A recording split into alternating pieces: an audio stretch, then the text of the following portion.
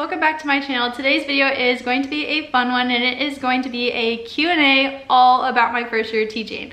So I asked you guys over on Instagram to submit any questions or topics you wanted to hear me talk about in regards to my very first year teaching, and you guys asked so many good ones. I'm so excited to chat with you guys just about everything this year. So if you guys are new here, hello, my name is Haley. I just finished my very first year teaching as a kindergarten teacher, and so I'm starting my second year teaching, which is exciting. And so if you'd like to follow along and see my journey as a second year teacher, make sure you hit the subscribe button, and then also give this video a thumbs up if you enjoy, and also feel free to follow along on Instagram if you would like to see more day-to-day life, stuff like that. So let's jump into this video. All right, you guys submitted so many good questions. I'm so excited. I'm going to try and not be super chatty so we can get through a lot of questions. I think I say that every time though, so let's hope it actually happens. Okay, so the first question is, what was easier and more difficult than you anticipated?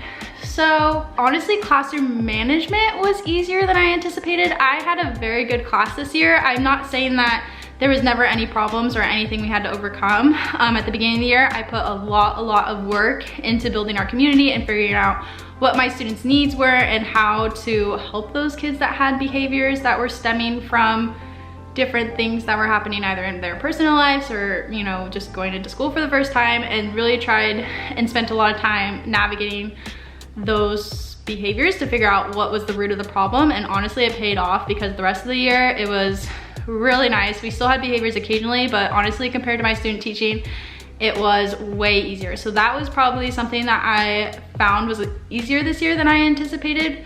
Classroom management was better. Once we kind of figured out what worked for my class, it was pretty easy going for the rest of the year. Something that was more difficult than I anticipated was teacher guilt. I honestly did not anticipate this at all, but whatever happened during the day, I would come home and I'd be sitting like watching TV or like laying in bed or like eating dinner, and I would just constantly replay everything that happened that day and think, oh, I should have responded this way, that would have been better, or oh, I should have like provided that student with this strategy, that would have been better. And I honestly struggled with it a ton. Like it like took over my brain the first couple of months of teaching, and I did not anticipate that at all.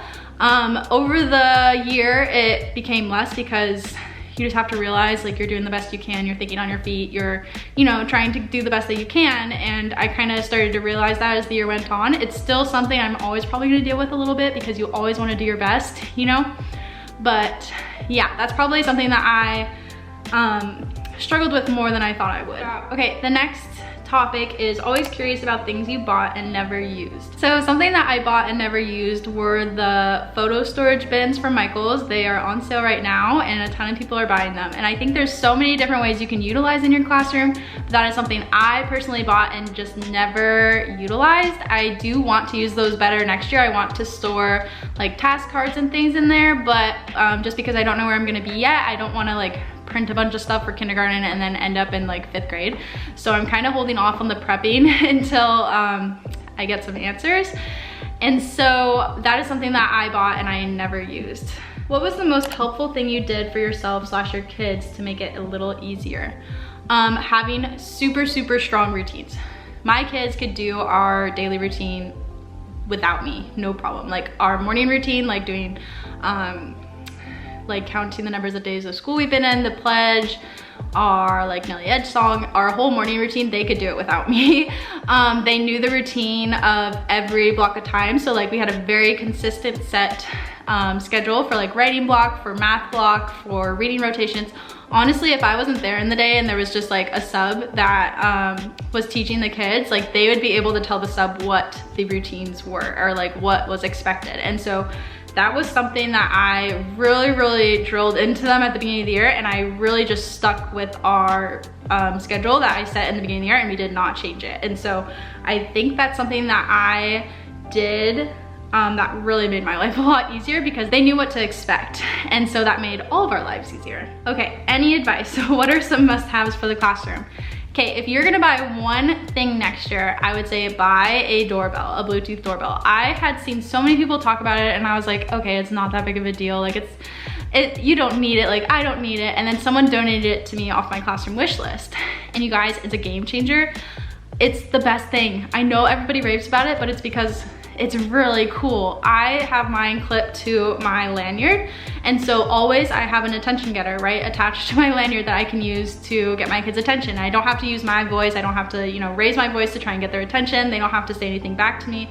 So you can choose from like a ton of different sounds. I would just highly suggest it. And so when my kids, when they heard it, when I like rung it, they would stop and they'd put their hands on top of their heads, and then they would stay there and listen to me give them directions. And then we also used it as a transition cue. So when they were like rotating stations, I would ring it once, they'd clean up, stand behind their chair, I'd ring it again, and then they would rotate. So that is my number one by far must have. Okay, I thought this question was really interesting. They said, how did you overcome being shy so that you could teach? And so if you guys don't know, I'm a very naturally introverted, shy person. Not to the point where like I can't talk to people, but I do tend to be more quiet when I'm like in a crowd or meeting new people. It takes me a while to like warm up to people. But when it comes to teaching, I've never really struggled with it. I have worked with kids my whole life. I worked at YMCA programs, I worked at a preschool, and then now I'm teaching. And so with kids, I like don't worry about it at all. I feel very comfortable. I know that some people struggle with being shy in front of kids, but that's not something that I struggle with. The only time that I struggle with like being shy is when like someone is observing me teaching. Then I tend to kind of like hold back a little bit because I usually am really silly and outgoing and loud with the kiddos. And when someone's watching me, I tend to kind of like be more reserved naturally. And so that's the only time that my like shyness has really come into play while I'm teaching. And so it wasn't something that I really had to overcome. And then just when I'm getting observed, I just pretend that person is not there and I'm just with my kids by myself. And so that's basically what I do to overcome being shy. What are some things that surprised you and that college didn't prepare you for? So I honestly had a really good college experience. I felt like they did a really good job at preparing me to be a teacher with some of those like foundational skills of like how to read curriculum, how to teach students that don't speak English, how to engage families. They did a really good job. I was really appreciative of my program. However, I, while student teaching, had students that spoke a different language as a second language, but I never had students that spoke exclusively a different language. And so that is something that I really had to work on and figure out how to navigate that in my classroom, because I had a handful of students that spoke zero English.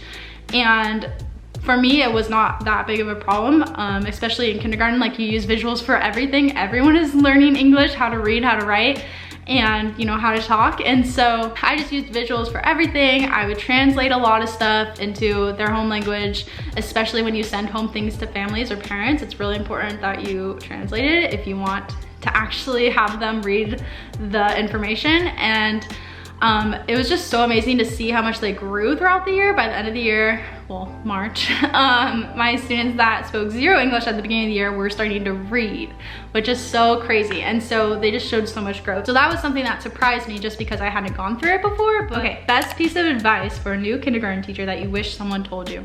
All right, you guys, I have said this probably a million times, but the first month of school, I was literally so exhausted. Like, I can't even tell you how exhausted I was. I was literally like, I would come home at like 6 or 7 and I would sleep. That's all I would do. And so I felt very much like not a human, like I wasn't myself at all. And I was just literally so exhausted. And so I wish someone would have told me that your stamina will build and your kids' stamina will build, because the first week or two, especially at the kindergarten age, they're not used to being in school. And so by the end of the day, they're literally falling asleep on the carpet. Like, they're so tired. And so just know that after like probably 2 weeks or so, things will really start to get better. Just pack a lot of coffee into your lunchbox for the first couple of weeks, because it's really, really tiring. Also, something I wish someone would have told me was the second half of kindergarten is like magical. There's nothing like it.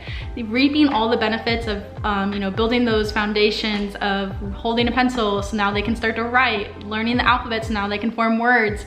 It's just magical. Like, it was the best. I just can't explain it. Just know that at the beginning of the year, you're spending a lot of time on just teaching them how to be students, honestly. But the second half, you really get to dive into the... All right, sorry if the lighting and stuff has changed. My battery died, so I had to switch to a different battery. So let's get back to the questions. I don't remember what I was saying before. So hopefully I was finished talking. Okay, someone asked, do you ever think you'll go into administration after teaching for 5 to 7 years? I do not see myself going into administration at all, like zero. It's just not something I've ever wanted to do. It's not something that sounds appealing to me. It sounds like a lot of work without actually working with the kiddos, which personally I don't really feel like drawn to, but I'm never gonna say that I'm never gonna do it, but just right now I can't see myself doing it. Okay, this question I really like. It was, what was something you thought was important to do in your classroom that wasn't? Okay, some of you are not going to agree with me, and that's fine. But something that I thought was really important was making sure my library, my classroom library, was organized at all times. And in reality, it's like one of the least priority things to me personally. My library was organized somewhat, like every book bin had a place, but I did not take the time to put like a sticker to like match the label, or like a washi tape on the side or anything like that. And you know what? We survived. It worked fine. My kids sometimes would put the books in the wrong bins, and honestly, at the end of the day, it doesn't really matter. They were in there, they were reading books, they were looking at books, they were doing all the fun things that I want them to do in our library, and it did not bother me at all that sometimes they would end up in the wrong bin. I would probably go in probably like once a month or so and just reorganize the library and put them back where they were supposed to go, but it was honestly just fine. And so I found that letting go of those little small things that really do not matter, I'm sorry, but it doesn't matter at the end of the day, then I just found that I would have a lot less stress by not stressing over the little things. And so that's something that I personally found out was really not important at the end of the day. But yeah. Okay, someone asked, what will you do differently next year in terms of classroom management? And so if you guys didn't know or haven't watched the video, I do have a video all about my classroom management. I used a lot of positive reinforcement. That's just my way of teaching. That's the way I like to do it. And so we did something called ladybug tickets, which are essentially just star tickets, but our mascot is a ladybug, and so I did ladybug tickets. And so I would give the kids a ladybug ticket if they were doing something that I, was wanting them to do, like if they were sitting on the carpet really quietly, or if they raised their hands, or if they were being like a good partner, or they did, anything like that. I would give them a ladybug ticket occasionally, and that really helped my kids. And they would go and write their name on the back, and then they'd put it in a dry erase pocket that I had on our whiteboard. If I have a picture, I will insert it, but I used that, and honestly, they just dropped their ticket in the bin or into the pocket, and that would pretty much be it. They wouldn't get anything for having a ladybug ticket, but because I didn't hand them out to everyone all the time, it was still something really special. So that was the number one thing that I did for classroom management. And then the second thing I did was I did have a couple of kids that needed sticker charts. And so basically I had an outline of our schedule, like writing, reading, math, rotations, recess, and to help reinforce their good choices, I would give them a sticker when they made good choices during that time period. And that helped them, because it wasn't like if they made one bad choice, their whole day was bad. It's like, oh, you didn't make a good choice during reading, but math is next, so what can we do to help make sure that we earn a sticker, And so we did that at the beginning of the year, and then we were able to wean that off, so I didn't have to use that all the time with them. And we also did class versus teacher points, and that is like my number one. That's like the main classroom management thing that I did, because they never wanted me to win. And so that's what I use for classroom management. And so next year, I honestly am planning on using the same systems, but every year the group of students you have is different. And so what worked this year for my kiddos might not work next year, and that's totally fine. And hopefully I will be able to find a different strategy that will work for them if the ones that I used this year did not. And so I'm not planning on using anything differently, but if my students' needs are different than what my students' needs this year were, then I will have to find something else to do. Okay, how did you begin building your library? Where to start? So I built my library primarily through thrifting. That is where 98% of my books came from, is the thrift store. And I know some people don't like getting secondhand books, but honestly, it didn't bother me at all. The majority of books at thrift stores are in really good condition if you look through them. And so I would go thrifting probably like 2 times a week. And I would hit up like all the Goodwills and Value Villages and thrift stores in my area, and I would go check them out. And I would just literally flip through every single book. Don't just like do a quick glance over, because there's a lot of hidden gems behind some of the books that are displayed in the front. And so that is where almost all of my books came from. So how I personally collected my books were in series, because that's how I wanted to organize my books. So I don't have a lot of like random like dog books or like random animal books. I have one bin, but the majority of my library is series of books. So like Elephant and Piggy, Pigeon, let's see, I have like a dinosaur bin, nonfiction animals, nonfiction people, just stuff like that. And so I collected by series or by authors because that's the way that I knew I wanted to organize. And so when I would go to the thrift store, I would look for books that fit those categories. And so that's how I did it. I did purchase some books from Scholastic while I was student teaching. My CT let me do that, but besides that, almost all of my books came secondhand from the thrift store. So I'm gonna give you guys a tip. At Value Village, if you donate something, you will get a 20% off coupon, which can be applied to books. And so their books are always buy 4 get 1 free. So if you use the coupon and their deal, books are super cheap. And so that is where almost all of my books came from. So that is my tip, go thrifting. Okay, someone asked, do you think quarantine teaching ruined your first year or made it more memorable? I don't think it ruined my first year. I don't look at it that way. And it definitely made it memorable for sure, because hopefully I will never have to go through this again. But it definitely didn't ruin the year for me, but it definitely wasn't something that I wanted or something that I particularly liked. Were you nervous on your first day? Absolutely. Oh my gosh, I was nervous out of my mind.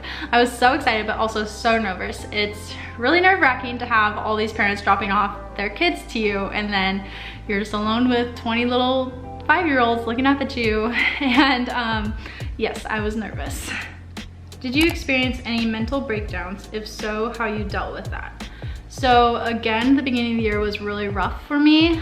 Personally, I was really exhausted and I struggled with some behaviors that were happening in my classroom and the chaos of just being a first-year teacher in kindergarten. And so I didn't have a mental breakdown per se, but there was one moment while I was teaching that I literally was like, how the heck am I gonna do this? I was really doubting myself and thinking that I couldn't do it. That's probably the closest I got to a mental breakdown. And then throughout the first month or so of teaching, I literally talked Warren's ear off, my husband, all night long, all the time, about behaviors and what we thought the root cause was and what I could try to make it better and just all these things. And so at the beginning of the year, it was really rough, but I never experienced like a complete mental breakdown, but I did have hard days. All right, tips for the best shoes to buy. I'm worried about being on my feet all day. No, that's actually a really real concern, because I like had these booties that were so cute, like I could wear them to the store and it was fine, but I wore them teaching and my feet died. I had so many blisters and my feet were in so much pain. So definitely you need to find comfy shoes. And so the majority of the year I wear Birkenstocks. I'm allowed to. They're what's most comfy to me while teaching. And then throughout the fall and winter time when I can't wear them, I wear a lot of like the slip-on shoes from Target. I have like a black pair, a green pair, a white pair. I have like all the colors. Or the slip-ons from Vans are really comfy too. And then I eventually did find some cute boots from Target that I wear, and some booties from Value Village that I wear too. So check out like slip-on shoes or like Birkenstocks, or like try out some different boots and stuff. All right, someone asked, have you wanted to be a teacher your whole life? Yes, I have wanted to be a teacher my whole life since I knew what a teacher was. And so yeah, I have. Okay, how do you make yourself appear like you know what you're doing in front of parents? Oh my gosh, you guys, I was literally so terrified to meet my students' parents for the first time at the beginning of the year, because I was just like, they're gonna think I'm like 18 years old. And I think they kind of did. So this is something that I kind of struggled with too. I was really afraid that they would ask me if it was my first year teaching, and they did. And so I just said, you know, I taught first grade last year, which is true, I student taught, but this was my first year teaching at this school.